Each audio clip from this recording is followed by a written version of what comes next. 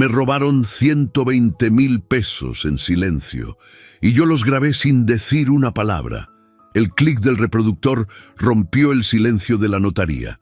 En la pantalla de mi celular, mi hijo contaba billetes. 120,000 exactos. El viejo ni cuenta se dio. Las risas de Mario y Leticia llenaron el despacho. Yo no parpadeaba. El notario Robledo tragó saliva. Afuera, 2 testigos esperaban. ¿Está seguro, don Francisco? Más que nunca.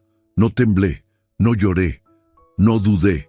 Los grabé robándome en silencio, y ahora ellos escucharían su propia traición. Guardé el celular y respiré hondo. Que entren, dije. 72 años me tomó aprender que el silencio, cuando nace de la verdad, hace más ruido que cualquier grito. Pero para entender cómo llegué aquí, tenemos que volver al día en que me borraron de mi propia mesa. Antes de continuar, suscríbanse al canal y díganos en los comentarios desde dónde nos están escuchando. Mi nombre es Francisco Jiménez. El olor a carne asada debería haber sido un aroma de hogar, pero ese domingo olía a despedida. Era mi mesa, mi casa, mis paredes las que sostenían ese techo, pero cuando intenté servir el agua de Jamaica, Mario me quitó la jarra de las manos. «Yo lo hago, papá», dijo, con esa sonrisa que ya no alcanzaba los ojos. Leticia reía desde su silla, acomodándose el cabello rubio teñido con un gesto estudiado, como si cada movimiento fuera parte de un libreto. «Es que don Francisco ya está muy cansado, ¿verdad, suegrito?». La forma en que pronunció suegrito me atravesó como esquirla de vidrio. Sofía, mi nieta de 12 años, me miraba desde el otro extremo con esos ojos grandes que todo lo ven, todo lo guardan. «Abuelo, ¿quieres que te pase las tortillas?», preguntó con su voz suave. Antes de que pudiera responder, Mario golpeó la mesa. «Sofía, deja de molestar al abuelo, come». El golpe hizo temblar los vasos, y también algo dentro de mí. Me quedé quieto, con el tenedor suspendido sobre el plato de barro, mirando cómo Mario cortaba la carne con movimientos bruscos, como si cada tajo fuera un reclamo. «Papá», dijo sin mirarme. Leticia y yo estuvimos hablando. El tono no era de conversación, era de anuncio. «Creemos que ya es hora de que dejes las cuentas en manos más jóvenes». Leticia asintió, limpiándose la comisura de los labios con la servilleta. «Es por tu bien, Francisco. A tu edad, uno ya merece descansar». 72 años no me parecían tantos cuando esa mañana había reparado la cerca del patio, pero en sus bocas sonaban como sentencia de muerte. «Yo manejo bien mis cuentas», respondí, y mi voz salió más delgada de lo que hubiera querido. Mario soltó una risa seca. «Ah, sí, como cuando pagaste 2 veces la luz el mes pasado». No lo había hecho, pero discutir en ese momento habría sido inútil. Leticia se inclinó hacia adelante, con esa dulzura falsa que usaba para manipular. «Nadie dice que estés mal, suegrito, solo que nosotros podemos ayudarte». Mario ya habló con el banco. «Podemos hacer transferencias desde tu cuenta, así tú no tienes que ir hasta el centro». El centro quedaba a 15 minutos caminando. Nunca me había molestado ir. «No necesito ayuda», dije, y esta vez la voz me salió firme. Mario aventó el tenedor contra el plato con un ruido metálico que cortó el aire. «Pues yo sí necesito que entiendas que esta familia depende de decisiones inteligentes», gritó, con las venas del cuello marcadas. Sofía se encogió en su silla. «Yo también». Leticia puso su mano sobre la de Mario, calmándolo con un gesto de esposa experimentada en apagar incendios que ella misma provocaba. «Lo que Mario quiere decir», continuó con voz de miel envenenada, «es que queremos cuidarte. Eres importante para nosotros. Si era tan importante, ¿por qué sentía que me estaban borrando de mi propia vida?» El resto de la comida transcurrió en un silencio masticado con rencor. Sofía intentó contarme sobre un dibujo que había hecho en la escuela, pero Mario la calló con una mirada. Cuando terminamos, me levanté para recoger mi plato. «Déjalo, papá, ya no estás para andar cargando cosas», dijo Mario, arrebatándome el plato de las manos. Me quedé ahí parado en medio de mi propia cocina, sintiéndome como un estorbo, como un mueble viejo que ya no combinaba con la decoración nueva. Esa noche, después de que se fueron, me senté en el sillón de la sala con las luces apagadas. La casa crujía con sus sonidos nocturnos, el reloj de pared, el viento colándose por la ventana mal cerrada, el ladrido lejano de algún perro del barrio. Pero había otro sonido que no lograba identificar, un sonido que venía de mi escritorio. Me levanté despacio, con las rodillas protestando, y caminé hacia el mueble de madera donde guardaba mis documentos importantes. El cajón superior estaba entreabierto. Yo siempre lo cerraba con llave. Siempre. El corazón comenzó a golpearme el pecho con una fuerza que no sentía desde que enterré a mi esposa hace 5 años. Abrí el cajón completamente. La luz de la luna entraba por la ventana iluminando el desorden. Las libretas del banco donde tenía los 120,000 pesos de la venta de la ferretería ya no estaban. Busqué con las manos temblorosas entre los papeles, entre las facturas viejas, entre los recibos arrugados. Faltaban las libretas, mis contraseñas anotadas, una llave duplicada del archivero. El dinero siempre había estado en el banco, pero ahora alguien tenía acceso a toda mi información. Mi respiración se aceleró. La boca se me secó, como si hubiera tragado arena del desierto. Y entonces vi algo que me heló la sangre. Sobre el escritorio, brillando bajo la luz pálida de la luna, estaba la llave del cajón. La misma llave que yo guardaba en mi cartera. Alguien había hecho una copia. Alguien había entrado a mi cuarto, a mi espacio, a mi vida, y me había robado el acceso a todo sin hacer ruido. Me dejé caer en la silla del escritorio, con el alma cayendo más rápido que el cuerpo. Esa noche abrí el cajón del escritorio, y mis documentos bancarios ya habían desaparecido. Hay mentiras que se escuchan y mentiras que se leen en papel. Las del papel son peores, porque quedan impresas, porque no puedes decir que escuchaste mal. A las 7 de la mañana del lunes, caminé hasta el banco del centro con los estados de cuenta de los últimos 3 meses arrugados en el bolsillo de mi pantalón. El sol apenas calentaba las banquetas de San Luis Potosí, pero yo ya sudaba frío. La sucursal olía a aire acondicionado y a ambición ajena. Me formé en la fila de la ventanilla, detrás de una señora que discutía sobre un depósito, y sentí cómo cada minuto me pesaba en los huesos. Cuando llegó mi turno, le entregué los papeles al gerente, un hombre de unos 40 años con corbata azul y mirada de funcionario cansado. «Don Francisco, ¿en qué le puedo ayudar?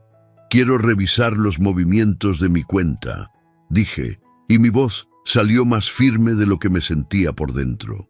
El gerente tecleó en su computadora con dedos rápidos, entrecerró los ojos y luego me miró con esa expresión que usan los doctores antes de dar malas noticias.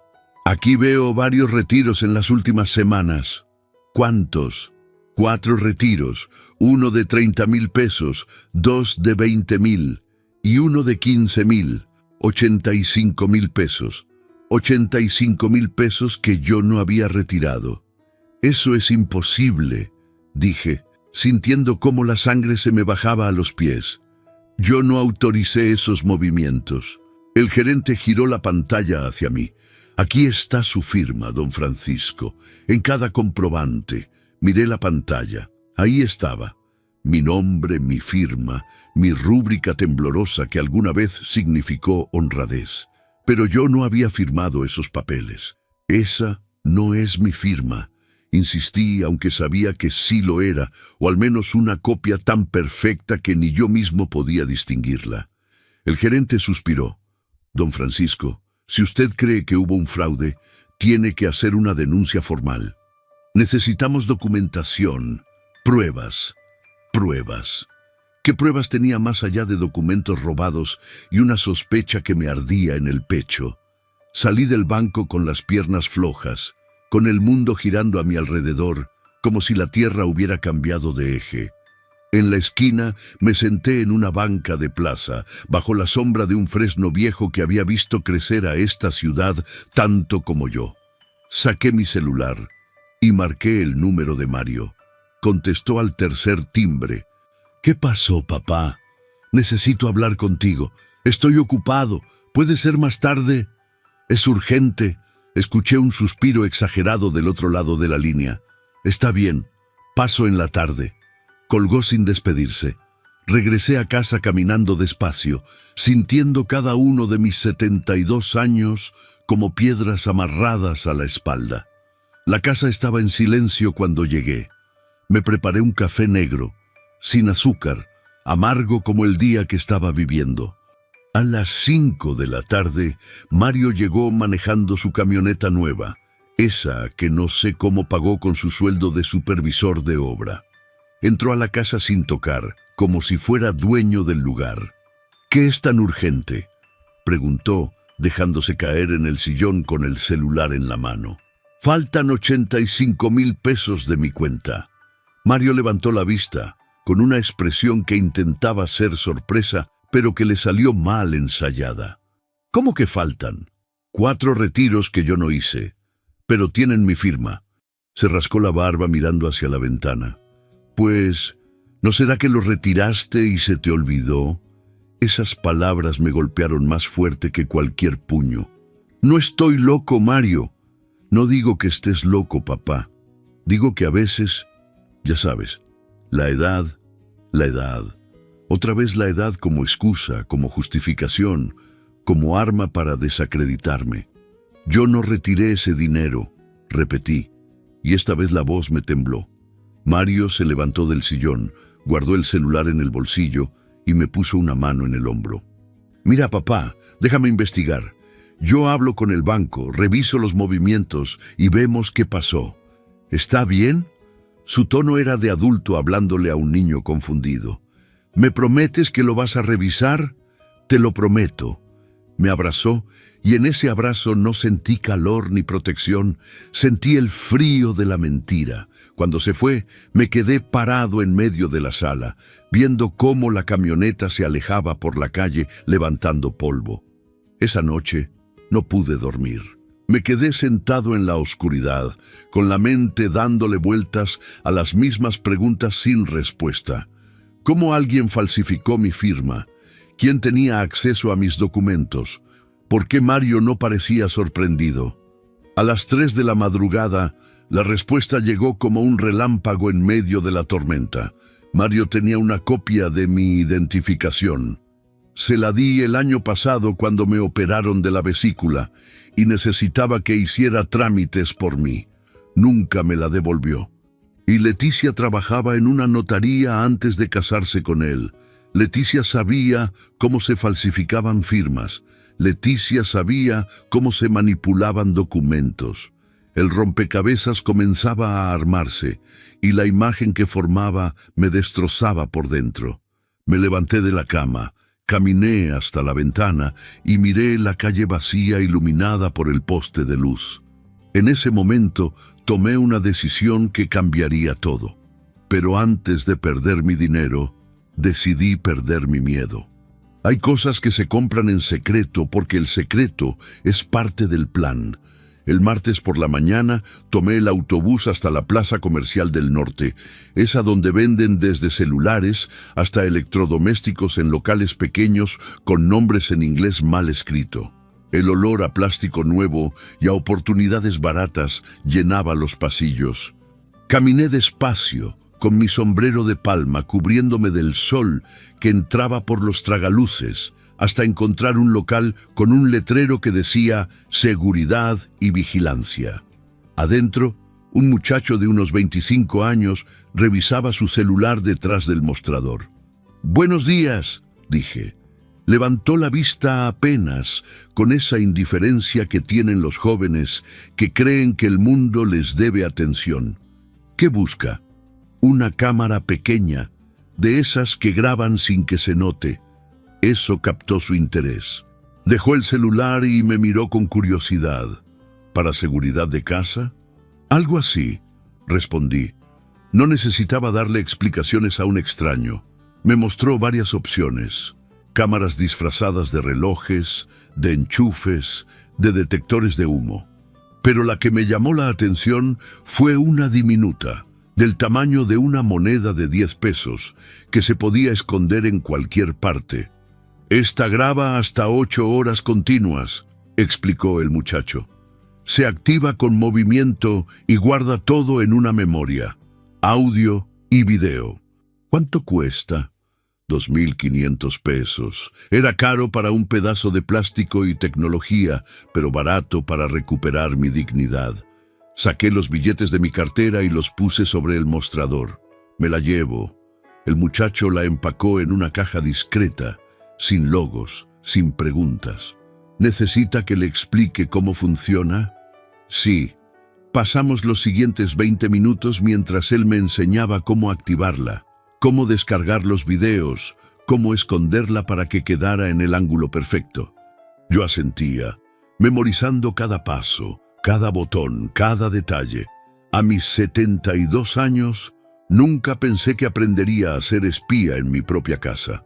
Regresé en el autobús con la caja guardada en una bolsa de plástico negro, apretándola contra mi pecho como si cargara un secreto explosivo. Porque eso era. Cuando llegué a casa, el silencio me recibió como un cómplice. Fui directo a mi escritorio, el mismo donde había descubierto los documentos robados, y busqué el lugar perfecto para instalar la cámara. Detrás del marco de una fotografía vieja de mi esposa había un espacio pequeño, discreto, con vista directa a la puerta y al escritorio. Con manos temblorosas por la edad y por los nervios, coloqué la cámara, la activé y di un paso atrás. Desde donde yo estaba parado, era invisible, pero ella lo vería todo. Me senté en la silla del escritorio y respiré hondo. El aire olía a madera vieja y a justicia pendiente. «Ahora sí», susurré. «Ahora vamos a ver quién dice la verdad». Los siguientes días fueron una espera silenciosa. Mario y Leticia venían a la casa con cualquier excusa, a dejar a Sofía, a buscar herramientas, a ver cómo seguía el viejo. Cada vez que entraban a mi cuarto, yo me hacía el distraído, el cansado, el que ya no se da cuenta de nada.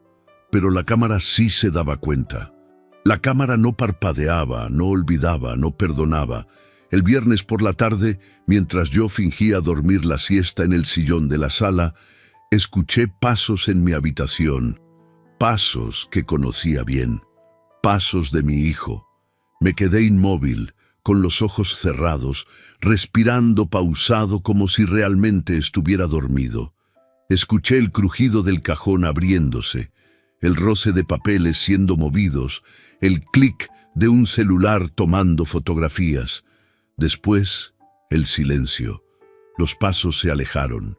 La puerta se cerró con suavidad. Esperé 5 minutos antes de levantarme, con el corazón golpeándome las costillas. Fui directo al escritorio, saqué la cámara del marco y conecté la memoria a mi computadora vieja, esa que había comprado hace años para ver videos de mi nieta. Las manos me temblaban mientras esperaba que los archivos se cargaran, y entonces lo vi. Mario entrando a mi cuarto, Mario abriendo el cajón con una llave que yo no le había dado. Mario fotografiando mis documentos bancarios con su celular. Mario sonriendo. Esa sonrisa me atravesó como bala en cámara lenta. No era la sonrisa de un hijo preocupado, era la sonrisa de un ladrón que se cree intocable. Guardé el video en una carpeta con fecha y hora, la primera evidencia. El sábado, Sofía llegó temprano a visitarme. Traía su cuaderno de dibujos bajo el brazo y esa luz en los ojos que solo tienen los niños que todavía creen en la bondad. «Abuelo, ¿me ayudas con mi tarea de ciencias?» «Claro, mi niña». Nos sentamos en la mesa de la cocina y mientras ella dibujaba el ciclo del agua, vi que miraba hacia mi cuarto con curiosidad. «¿Qué es eso que pusiste en el marco de la foto de la abuela?» Mi sangre se congeló. Sofía lo había visto. Mi nieta de 12 años había descubierto en segundos lo que Mario no había notado en días. «Ven», le dije, y caminamos juntos hasta mi habitación. Cerré la puerta y me arrodillé frente a ella mirándola a los ojos. «¿Sabes qué es, mi niña?» «Una cámara», respondió en voz baja. «Así es. ¿Y sabes para qué es?» Negó con la cabeza, pero en su mirada había comprensión. Los niños siempre saben más de lo que dicen.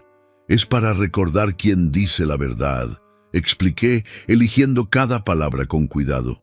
Sofía asintió despacio. «Papá y mamá te están mintiendo». La pregunta me desarmó.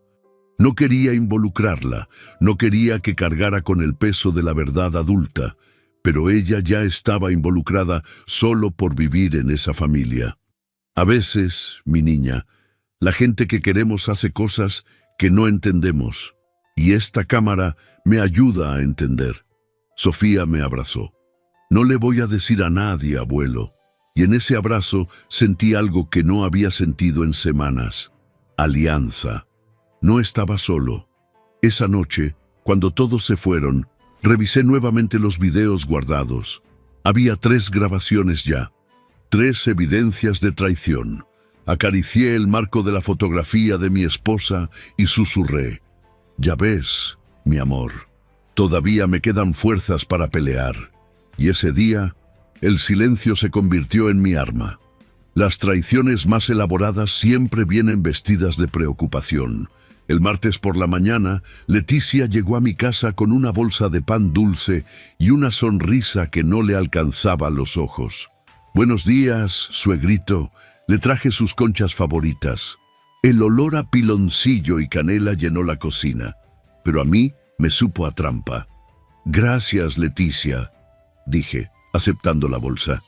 Se sentó en la silla frente a mí, cruzó las piernas con ese gesto estudiado que tenía para todo, y suspiró como si cargara el peso del mundo. «Francisco, necesito hablar con usted de algo importante». Ahí estaba, la conversación que había estado esperando desde que instalé la cámara. «Dime».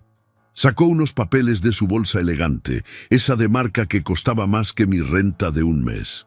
«Mario y yo hemos estado pensando mucho en su bienestar. Cada vez que alguien hablaba de mi bienestar, yo perdía algo». «¿Qué es eso?», pregunté, señalando los documentos. «Es una procuración, un poder legal para que Mario pueda manejar sus cuentas, hacer trámites, pagar servicios, todo eso que a usted ya le cansa tanto». Me sirvió café con manos delicadas, como si cada movimiento fuera parte de una coreografía ensayada.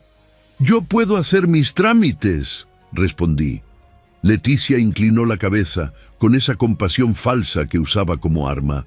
«Claro que puede, suegrito. Pero ¿no sería más fácil si alguien más lo hiciera por usted?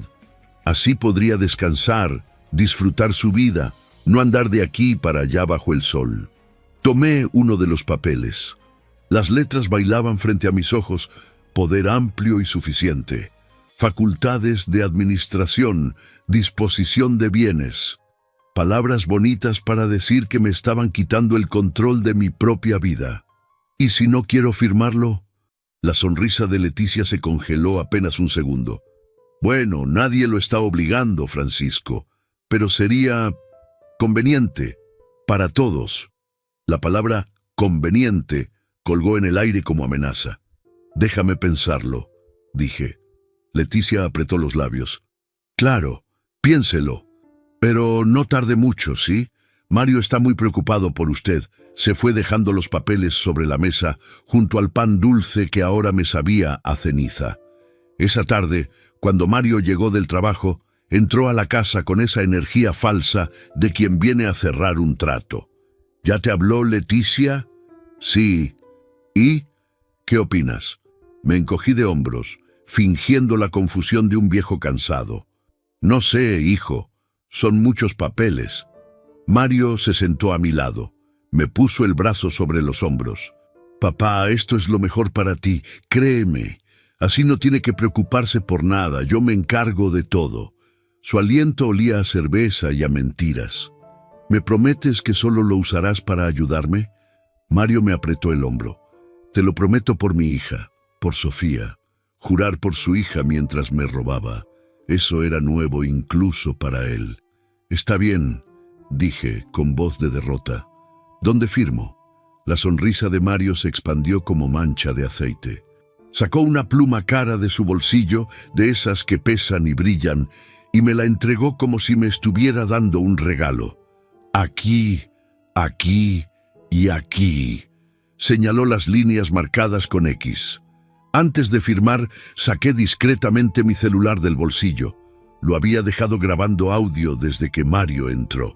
Toqué el escritorio como por accidente, asegurándome de que el micrófono captara todo. ¿Esto significa que tú puedes manejar todo mi dinero? Pregunté, necesitando que lo dijera en voz alta. Exacto.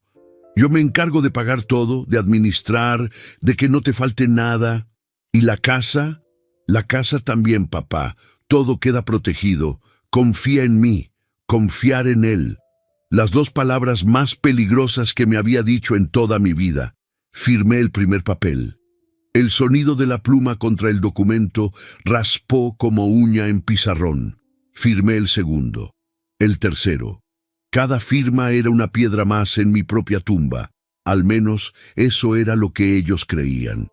Porque yo sabía algo que Mario no sabía, que cada palabra que acababa de decir estaba grabada, que cada promesa falsa quedaba registrada, que estaba firmando su propia condena sin saberlo.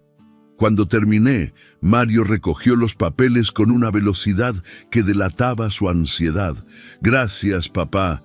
Esto es lo mejor para todos. Me abrazó, y en ese abrazo no sentí nada, ni amor, ni gratitud, ni siquiera lástima, solo el vacío de un hijo que había elegido el dinero sobre su padre. De nada, hijo, susurré contra su hombro. Cuando se fue, me quedé sentado en la sala con el celular todavía grabando en mi bolsillo. Lo saqué, detuve la grabación y revisé el archivo. Ahí estaba todo. Su voz diciéndome que podía manejar mi dinero. Su voz asegurándome que la casa quedaba protegida. Su voz jurando por su hija mientras me robaba la vida. Conecté el celular a la computadora y guardé el audio junto a los videos. La carpeta crecía. La evidencia se acumulaba. La venganza se cocinaba a fuego lento. Esa noche, sentado en la oscuridad de mi habitación, acaricié los papeles que había firmado. Los había leído completos antes de que Mario llegara. Sabía exactamente lo que decían. Sabía que le estaba dando poder sobre mi cuenta bancaria, pero también sabía que en México cualquier procuración obtenida mediante engaño o manipulación de un adulto mayor puede impugnarse, y yo tenía las pruebas del engaño. Miré hacia el marco donde estaba escondida la cámara. «Ya casi, mi amor», le dije a la fotografía de mi esposa. «Ya casi terminamos esto». Afuera los grillos cantaban en la noche tibia de San Luis Potosí. Y yo, Francisco Jiménez, de 72 años, manos curtidas por el trabajo honesto y corazón roto por la traición familiar, sonreí en la oscuridad, porque había aprendido algo que Mario nunca entendería, que el silencio no es debilidad, es estrategia. Al día siguiente, Mario fue al banco con la procuración. Yo lo sé porque él mismo me llamó para decírmelo, con esa voz de triunfo mal disimulado. «Ya quedó todo arreglado, papá. Ahora yo puedo manejar tus cuentas». «Qué bueno, hijo. Gracias por cuidarme». Colgué el teléfono y susurré. Firmé lo que querían, pero sellé lo que no imaginaban. Hay cuartos en las casas que se construyen para olvidar, y ese jueves me tocó vivir en uno. Mario llegó por la mañana con cajas de cartón y esa determinación que tienen los hijos cuando deciden que ya no necesitan a sus padres. «Papá, vamos a hacer unos cambios en la casa». No preguntó, anunció. «¿Qué cambios?» «Leticia y yo necesitamos más espacio. Vamos a usar tu habitación como oficina. Tú te puedes pasar al cuarto de servicio». El cuarto de servicio, ese cuartito al fondo del patio, de 3 metros por 3, con una ventana que da al muro del vecino y un baño que huele a humedad. Ese cuarto donde mi esposa guardaba las escobas y las cubetas. Esa es mi habitación, dije, sintiendo cómo la voz se me quebraba. Mario suspiró con esa paciencia exagerada que se usa con los niños necios. Ya no, papá. Ahora es nuestra casa y necesitamos organizarla mejor. Además, el cuarto de atrás es más tranquilo. Vas a estar más cómodo. Como si el confort se midiera en metros cuadrados y no en dignidad. Leticia apareció en la puerta con una sonrisa de triunfo mal disimulada. Don Francisco, ya verá que le va a encantar. Yo misma le puse sábanas limpias y una lamparita. Quedó muy acogedor. Acogedor. La palabra sonaba obscena en su boca. No discutí. ¿Para qué? Ya no era mi casa, aunque todavía tuviera mi nombre en las escrituras. Empaqué mi ropa en 2 cajas, las camisas a cuadros, los pantalones de mezclilla, mi sombrero de palma, la fotografía de mi esposa. Mario cargó las cajas sin mirarme a los ojos. El cuarto de servicio olía a encierro y a abandono cuando entré. Una cama individual pegada a la pared, un buró que cojeaba, un foco desnudo colgando del techo. Eso era todo. Eso era lo que valía para ellos después de 72 años de vida. ¿Ves? Está perfecto, dijo Leticia desde la puerta sin atreverse a entrar. Mario dejó las cajas en el suelo. Cualquier cosa que necesites, nos avisas. Se fueron, la puerta se cerró. Y yo me quedé ahí parado, en medio de ese cuarto que olía a destierro, sintiendo como algo dentro de mí se rompía y se recomponía al mismo tiempo. Me senté en la cama. Los resortes crujieron bajo mi peso. Desde ahí podía escuchar todo lo que pasaba en la casa. Las paredes eran delgadas, tan delgadas que cada risa era una puñalada, y esa noche escuché muchas risas. ¡Por fin!, gritó Leticia desde lo que antes era mi habitación. Esto sí es espacio de verdad. Te dije que era fácil, respondió Mario. El sonido de copas chocando. Música. Celebración. Celebraban haberme borrado. Me acosté en la cama con la ropa puesta, mirando el techo manchado de humedad, escuchando cómo disfrutaban mi exilio. Las lágrimas vinieron sin permiso, calladas, amargas. Lloré por primera vez desde que enterré a mi esposa. Pero estas lágrimas eran diferentes, no eran de tristeza, eran de rabia cristalizada. Al día siguiente, viernes, intenté entrar a la cocina para prepararme un café. Leticia estaba ahí, maquillándose frente al espejo que colgaba junto a la estufa. «Buenos días», dije. Ella apenas me miró. «Buenos días, Francisco. ¿Necesita algo?» Necesitaba muchas cosas, pero café era lo único que podía pedir. «Solo voy a hacer café». «Ay, mejor espérese. Ahorita estoy ocupada. Cuando termine, le preparo uno y se lo llevo. Me estaba prohibiendo entrar a mi propia cocina. Puedo hacerlo yo mismo». No se preocupe. Ya le digo que yo se lo llevo». Me quedé ahí parado como mendigo, esperando limosna. 5 minutos después, Leticia me llevó una taza de café aguado al cuarto de servicio. «Aquí tiene, suegrito». Y se fue, dejándome con ese café que sabía a lástima. Los días siguientes fueron iguales. Despertarme en ese cuarto estrecho, escuchar la vida de la casa desde lejos, comer lo que me llevaban, existir como sombra. El domingo, mientras Mario y Leticia comían en el comedor, yo comía solo en el cuartito, sentado en la cama, con el plato sobre las rodillas. Escuchaba sus conversaciones a través de la pared. «¿Cuánto queda en su cuenta?», preguntó Leticia. «Como 35,000. Ya saqué todo lo que pude sin levantar sospechas». «¿Y la casa?». «Eso va a tomar más tiempo, pero ya tengo la procuración. Es cuestión de meses». Reían, brindaban. Planeaban mi desaparición completa mientras yo masticaba frijoles fríos al otro lado de la pared. El lunes por la tarde escuché que tocaban la puerta del cuartito. Toc, toc, toc. suave, temeroso. «Adelante». Sofía entró con su cuaderno de dibujos apretado contra el pecho. Sus ojos estaban rojos. «Hola, abuelo». «Hola, mi niña». Se sentó a mi lado en la cama, tan cerca que pude oler su champú de manzana. «¿Estás bien aquí?», preguntó con esa voz que temblaba por no llorar. «Estoy bien». Mentira. Ella lo sabía. «Te hice un dibujo». Abrió su cuaderno y me mostró una página llena de bugambilias moradas, rosas, blancas. Flores que mi esposa amaba, flores que llenaban nuestro patio cuando ella vivía.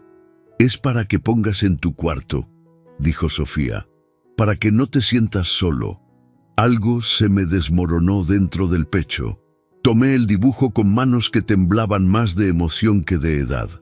«Es lo más bonito que me han regalado en mucho tiempo, mi niña».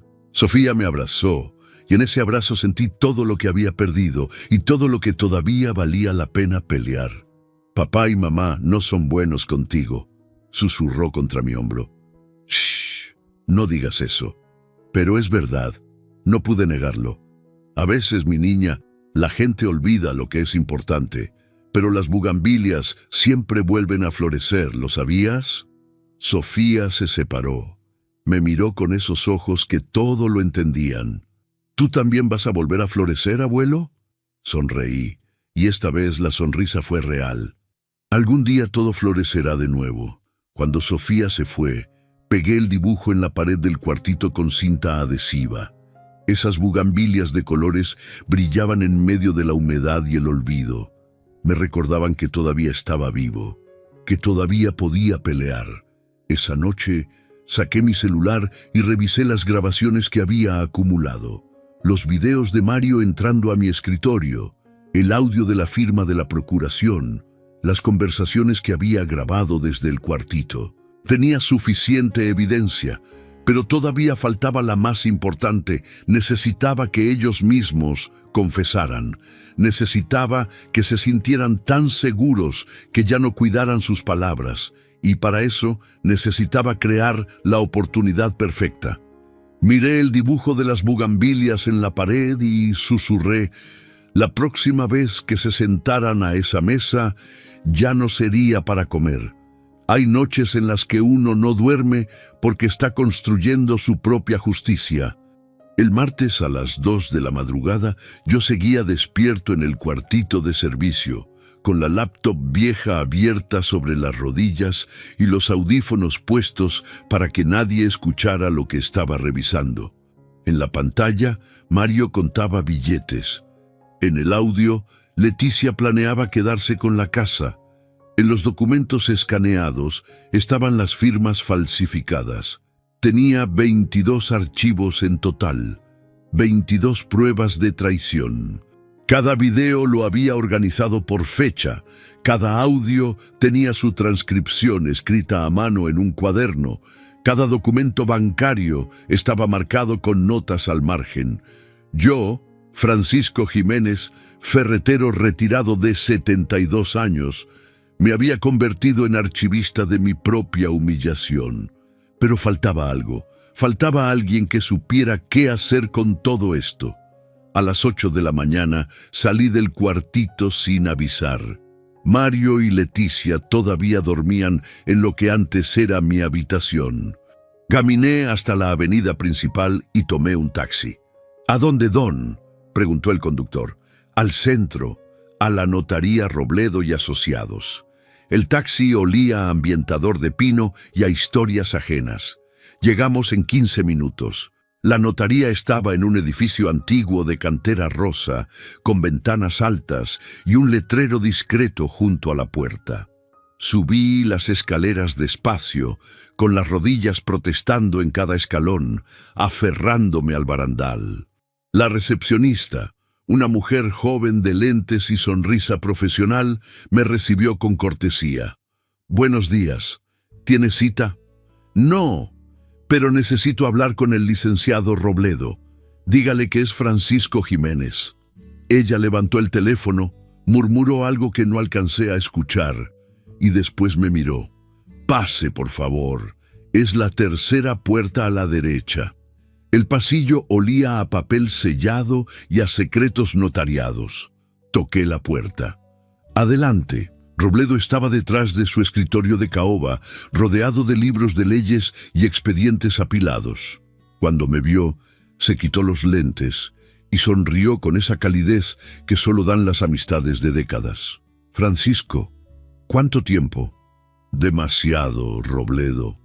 Nos dimos un abrazo breve, de esos que intercambian los hombres que crecieron cuando los abrazos no eran comunes. «Siéntate. ¿Café?» «Por favor». Me sirvió un café negro en una taza de porcelana y se sentó frente a mí. «Te ves cansado, Francisco». «Es que estoy cansado». «¿Qué pasó?» Saqué la memoria USB de mi bolsillo y la puse sobre el escritorio. «Esto es lo que pasó». Robledo la tomó, la insertó en su computadora y empezó a revisar los archivos. Yo observaba su rostro mientras veía los videos. La mandíbula apretándose, los ojos entrecerrados, el ceño fruncido. Cuando llegó al audio de la procuración, se quitó los lentes y se frotó los ojos. «Francisco, esto es grave». «Lo sé». «¿Tu hijo sabe que lo grabaste?» «No». «¿Y la nuera?» «Tampoco».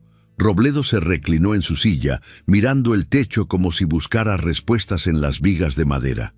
«Aquí hay suficiente para proceder legalmente. Fraude, abuso de confianza, manipulación. Podemos protocolar un acta de hechos con estas grabaciones y revocar la procuración. También puedes presentar denuncia». La palabra denuncia me golpeó el pecho. «Denuncia. Mi hijo. Denunciado». «No quiero meterlos a la cárcel», dije. Robledo me miró con sorpresa. «Entonces, ¿qué quieres? Quiero que escuchen lo que hicieron. Quiero que se enfrenten a su propia traición. Quiero recuperar mi casa y mi dinero. Y quiero que Sofía esté protegida». Robledo acomodó los lentes sobre la mesa, con ese gesto meticuloso que tenía cuando pensaba soluciones complejas. «Podemos hacer algo, pero necesitas estar seguro. Esto va a destruir tu relación con tu hijo. Ya la destruyó él cuando me robó». Silencio. El tipo de silencio que pesa más que las palabras. «¿Qué tienes en mente?», preguntó Robledo. «Una cena. Los voy a invitar a una cena de reconciliación y ahí, frente a ellos, voy a reproducir las grabaciones. ¿Y después? Después, tú entras con la documentación legal. Les explicas que podemos protocolar un acta de hechos con las pruebas y revocar la procuración. Y les doy a elegir, me devuelven todo y se van de mi casa o presentamos denuncia formal». Robledo se quedó callado durante un minuto largo. Después asintió. «Es arriesgado, pero puede funcionar. Necesitaré 2 testigos para el acto. Morales, mi asistente, puede ser uno. ¿Me ayudas?». Extendió la mano sobre el escritorio. «Para eso están los amigos». Estrechamos manos y en ese apretón sentí algo que no había sentido en semanas. Esperanza. Pasamos las siguientes 2 horas revisando documentos legales, preparando la revocación de la procuración, organizando las pruebas para que fueran irrefutables. Robledo era meticuloso, revisaba cada detalle como si estuviera desarmando una bomba. «El jueves en la noche», dije, «los invitaré a cenar el jueves. Ahí estaré, con Morales y otro testigo. Llegaremos a las 9. ¿Y si intentan huir?». «No van a huir. Van a estar tan sorprendidos que no van a saber qué hacer». Cuando salí de la notaría, el sol de mediodía me golpeó la cara. Pero por primera vez en semanas, ese calor no me pesaba. Caminé hasta una tienda de electrónica y compré un pequeño altavoz Bluetooth. En el taxi de regreso lo probé. Funcionaba perfectamente. Ese aparatito iba a ser mi voz cuando yo ya no pudiera hablar por la rabia. Llegué a casa a las 3 de la tarde. Mario estaba en la sala, viendo el fútbol en la televisión que antes era mía. «¿Dónde andaba, papá?» «Dando una vuelta». «¿A dónde?» «Por ahí. A caminar». No le debía explicaciones. Esa noche, desde mi cuartito, escuché a Mario y Leticia discutir sobre dinero. Ya casi no queda nada en su cuenta, decía Leticia. Lo sé, por eso necesitamos apurarlo de la casa. ¿Cuándo piensas hacerlo? Pronto, muy pronto. Sonreí en la oscuridad. No iban a tener tiempo. El miércoles por la mañana, preparé mi mejor voz de viejo derrotado y toqué la puerta de lo que antes era mi habitación. Mario abrió, con cara de pocos amigos. ¿Qué pasa? Hijo, quiero pedirte perdón. Eso lo descolocó. ¿Perdón? ¿Por qué? Por haber sido terco, por no confiar en ti. Tienes razón, ya estoy viejo y necesito que alguien me cuide. La desconfianza bailó en sus ojos durante un segundo. Después, la arrogancia regresó. Me da gusto que lo entiendas, papá. Por eso quiero invitarlos a cenar, a ti, a Leticia y a Sofía, el jueves en la noche. Quiero que celebremos que ahora somos una familia unida. Mario sonrió. Esa sonrisa de triunfo que cree que ya ganó la guerra. Claro, papá, ahí estaremos. Cuando cerró la puerta, yo caminé de regreso al cuartito con el corazón latiéndome fuerte. Todo estaba preparado. La trampa estaba lista. Solo faltaba que ellos cayeran. Esa noche saqué el dibujo de las bugambilias que Sofía me había regalado y lo guardé en mi cartera. Iba a necesitar recordar por qué estaba haciendo esto. Los invité a cenar y fue la última vez que lo hicieron como dueños. Los últimos platos que uno sirve en su propia mesa a veces son los más amargos. El jueves por la noche preparé carne en su jugo como mi esposa me enseñó hace 40 años, con cilantro fresco, cebolla picada, frijoles de la olla y tortillas recién hechas. El olor llenaba la casa, ese aroma de hogar que ellos ya no merecían. Puse la mesa con los platos buenos, esos de Talavera que solo sacábamos en Navidad. 3 lugares para los adultos, uno pequeño para Sofía. En el centro, una jarra de agua de horchata. Y debajo de mi silla, escondido, el altavoz Bluetooth conectado a mi celular. A las 8 en punto, llegaron. Mario traía una botella de tequila barato, de esas que se compran en el súper. «Para celebrar, papá», dijo, dejándola sobre la mesa con un golpe seco. Leticia entró perfumada, con un vestido que costaba más que mi renta mensual del cuartito que ahora habitaba. «Huele delicioso, suegrito. ¿Usted cocinó todo esto?» «Sí, quería que fuera especial». Sofía me abrazó en silencio, y en ese abrazo sentí su preocupación. Ella sabía que algo iba a pasar. Los niños siempre saben. Nos sentamos a la mesa. Mario se sirvió tequila sin ofrecerme, como si yo ya no existiera lo suficiente para merecer un trago. «Bueno, papá», dijo levantando su vaso. «Por la familia». Leticia levantó el suyo. «Por la familia unida». Sofía miraba su plato sin tocar la comida. Yo levanté mi vaso de agua. «Por la verdad», dije. Mario me miró extraño, pero brindó de todas formas. El sonido del vidrio chocando fue como campana anunciando un funeral. Comimos en silencio durante los primeros minutos. Solo se escuchaban los cubiertos contra la loza, el roce de las tortillas siendo dobladas, el tragar nervioso de Sofía. «Está muy buena la carne, papá», dijo Mario con la boca llena. «Gracias». Leticia se limpió los labios con la servilleta. «Deberíamos hacer esto más seguido. Cenas familiares, ¿verdad, mi amor?» Mario asintió. «Claro, ahora que papá entendió que estamos aquí para cuidarlo, todo va a ser mejor». Ahí estaba, la mentira servida en mi propia mesa. Dejé el tenedor sobre el plato con un ruido deliberado. «Antes de seguir comiendo, quiero mostrarles algo». Mario levantó la vista. «¿Qué cosa?» Saqué mi celular del bolsillo. «Algo que encontré. Algo interesante». Leticia se tensó. «¿Qué es, Francisco?» No respondí con palabras.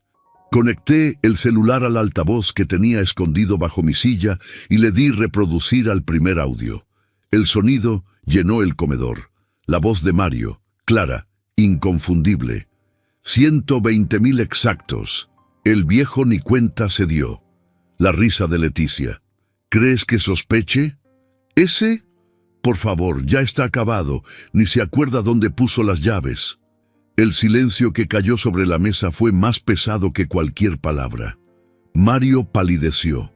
Leticia dejó caer el tenedor. «¿Qué es esto?», preguntó Mario con voz temblorosa. «Esto», respondí, mirándolo fijamente, «es la verdad que ustedes creían que nadie escucharía». Le di reproducir al segundo audio. Esta vez era la conversación sobre la procuración. Ya firmó todo. El viejo firmó sin leer. Ahora la casa es nuestra. Sofía se tapó la boca con ambas manos. Mario se levantó de la silla tan rápido que la tiró. «Esto es... no puedes...»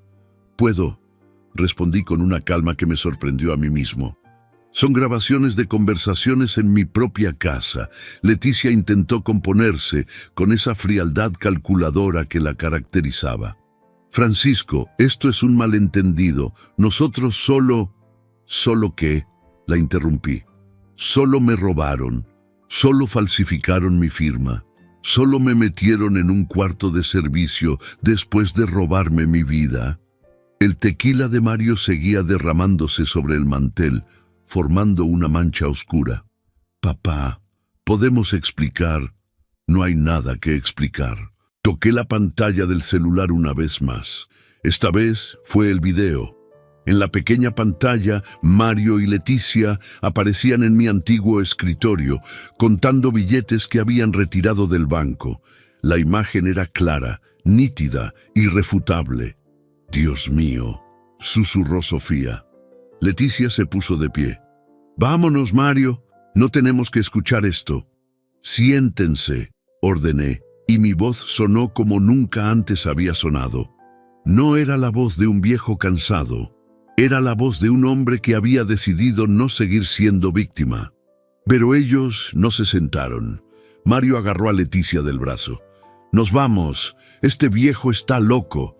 En ese momento 3 golpes secos sonaron en la puerta. Toc, toc, toc. El silencio que siguió fue sepulcral. Me levanté despacio, caminé hasta la puerta y la abrí. Ahí estaba Robledo, con su traje gris y sus lentes finos. Junto a él, Morales, su asistente, con una carpeta bajo el brazo. Y otro testigo, un hombre mayor que reconocí como fedatario de la notaría. «Buenas noches, Francisco», dijo Robledo. «Buenas noches, licenciado». Justo a tiempo, los ojos de Mario se abrieron como platos. Los de Leticia perdieron todo el color. Robledo entró al comedor con pasos medidos, profesionales.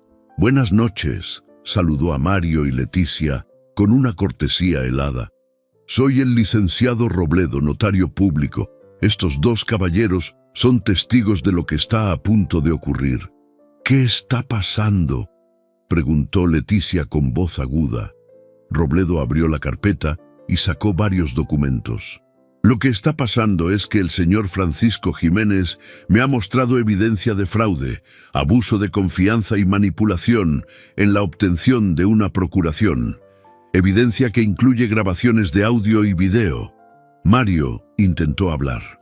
«Eso no es válido», completó Robledo. «Podemos protocolar estas evidencias en un acta de hechos y presentarlas ante las autoridades. Su valor probatorio lo definirá quien corresponda. Pero lo que sí puedo hacer ahora es ofrecerles 2 opciones». Morales puso los documentos sobre la mesa encima de los platos de comida fría. «Primera opción», continuó Robledo, «firman un convenio de restitución y desocupación, devuelven el dinero sustraído, renuncian a cualquier derecho sobre esta propiedad y mañana protocolizamos el acta de hechos junto con la revocación del poder que presentaremos al banco, sin denuncia penal». Hizo una pausa deliberada. «Segunda opción. Don Francisco presenta denuncia formal ante el Ministerio Público y estas grabaciones se anexan al expediente». Leticia se dejó caer en la silla con las manos temblando. Mario miraba alternadamente a los testigos, a Robledo, a mí. «Papá, no puedes hacer esto». «Ya lo hice». Robledo sacó una pluma de su saco. Tienen 5 minutos para decidir. Sofía se levantó de la mesa y corrió hacia mí, abrazándose a mi cintura. Abuelo, la abracé, sintiendo cómo temblaba. Todo va a estar bien, mi niña. Mario me miraba con odio puro, con rencor destilado. Soy tu padre, lo interrumpí. Y merecía respeto, merecía dignidad, merecía verdad. El reloj de la pared marcaba las 9:10 de la noche. El tiempo se había detenido en ese comedor que olía a carne fría y a familia rota. Leticia fue la primera en quebrar. «Firma, Mario», susurró. «Firma lo que sea». Mario la miró con incredulidad. Después a mí, después a los documentos.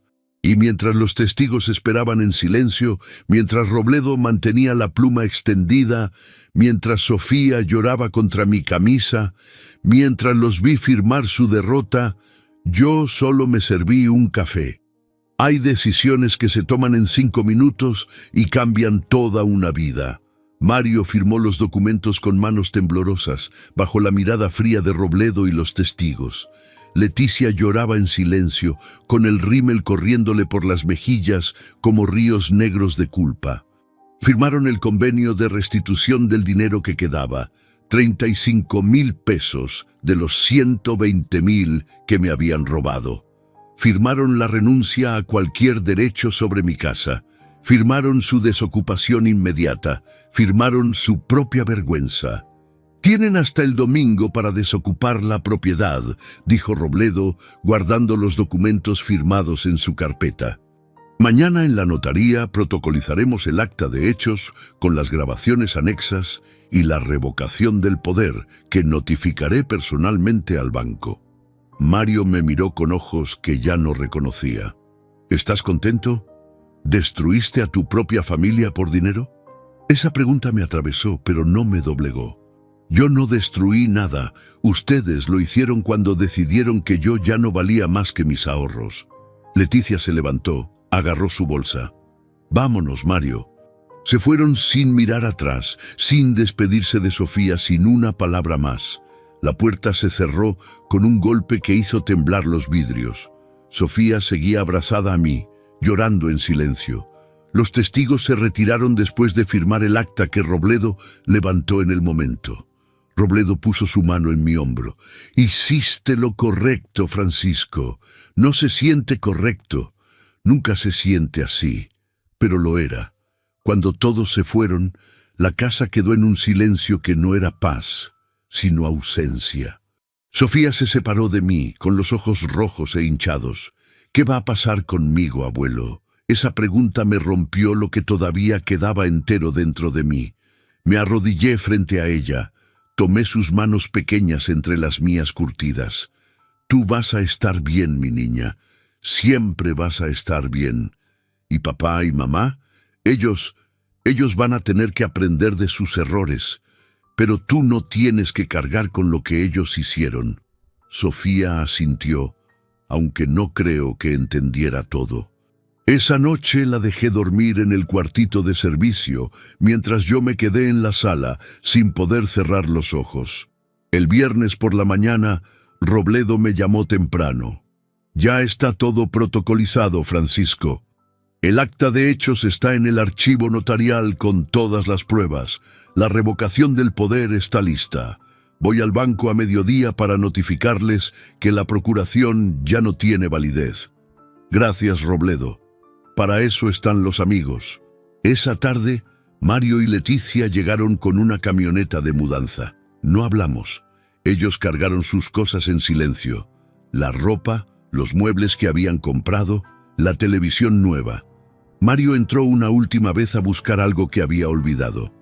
Nos quedamos frente a frente en el pasillo.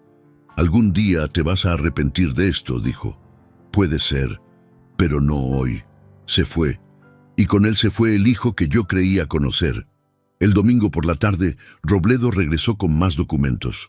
«Necesito que firmes esto, Francisco». «¿Qué es?» «El testamento. Dejas todo a nombre de Sofía. La casa, lo que queda de tus ahorros, todo. Ella queda como tu heredera universal». Miré los papeles. Después miré hacia el patio donde Sofía regaba las bugambilias que mi esposa había plantado. ¿Y si Mario intenta algo?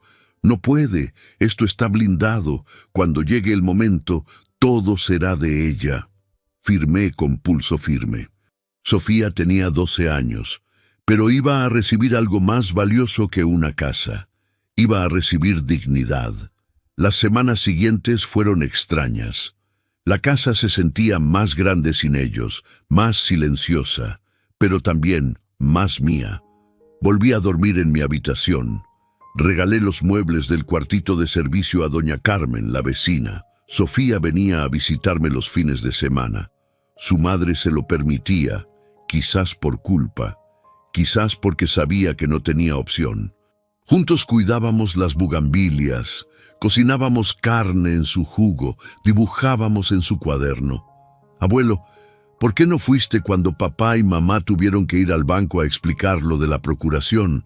Me preguntó un sábado por la tarde. Robledo me había contado que hubo una breve reunión en el banco, donde Mario y Leticia tuvieron que reconocer que la procuración había sido revocada. Porque ya no necesitaba verlos, mi niña. Ya había dicho todo lo que tenía que decir. ¿Y los perdonaste? Esa pregunta me tomó por sorpresa. No lo sé todavía, pero aprendí que el perdón no significa olvidar, significa soltar el veneno antes de que te mate.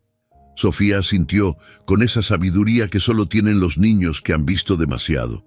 Los meses pasaron. El dinero robado nunca volvió completo, pero los 35,000 pesos que recuperé me alcanzaban para vivir con dignidad. Volví a caminar por el centro los martes, a tomar café en la plaza, a saludar a los vecinos. Volví a ser Francisco Jiménez, no el viejo confundido, no la víctima silenciosa. Solo Francisco. Una tarde de abril, mientras regaba las bugambilias que ahora florecían más fuertes que nunca, pensé en mi esposa. Lo hice, mi amor, le dije al aire. Recuperé lo nuestro. Las flores moradas, rosas y blancas se mecían con el viento cálido de San Luis Potosí. Y en ese momento supe que había tomado la decisión correcta. No por venganza, no por dinero, por dignidad.